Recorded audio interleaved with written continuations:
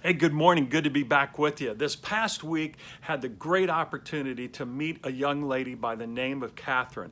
My wife and I were on a cruise on this ship, the Norwegian Joy, to Alaska. And what a trip it was. And Catherine was in charge of the observation deck, which was a very comfortable setting. And she was in charge of all the hospitality, the drinks, and the food, and making sure that the guests on that floor had everything that they needed. And each day she'd walk by and she'd inquire and talk to us and ask us questions about our lives, and we learned more about her lives, and especially her big dreams. And the minute that you met this woman, you knew that she was just a little bit different than some of the other folks on that ship, just a way that she carried herself. I mean, she just exuded excellence as far as I was concerned. And so as we talked to her, you could tell one thing. She was from the Philippines, and she had this deep, abiding respect for her parents and talked a lot about them and the gratitude that she had. And in 10 years, she's been able to save enough money on this ship to be able to buy her parents a home in the Philippines. And she shared some other parts of her big dreams that she had. But not only did she share them, you could just sense that she could visualize this big dream that she had, which was to open a restaurant. And she was going to work another 5 or 6 years, she said. And then it was at that point that she wanted to open this restaurant.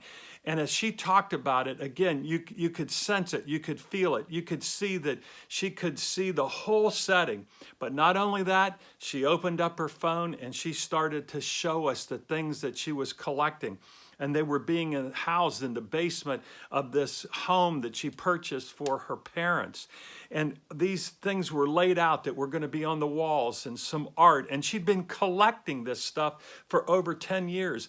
And as she talked about the menus, she was talking about the menus that she was going to have in the restaurant as if they were already printed. She could visualize it. She could see it. She knew exactly what she wanted. And she'd been thinking about this for the past 5 or 6 years, when she had made up her mind how much she enjoyed hospitality and serving others. It was really in her heart.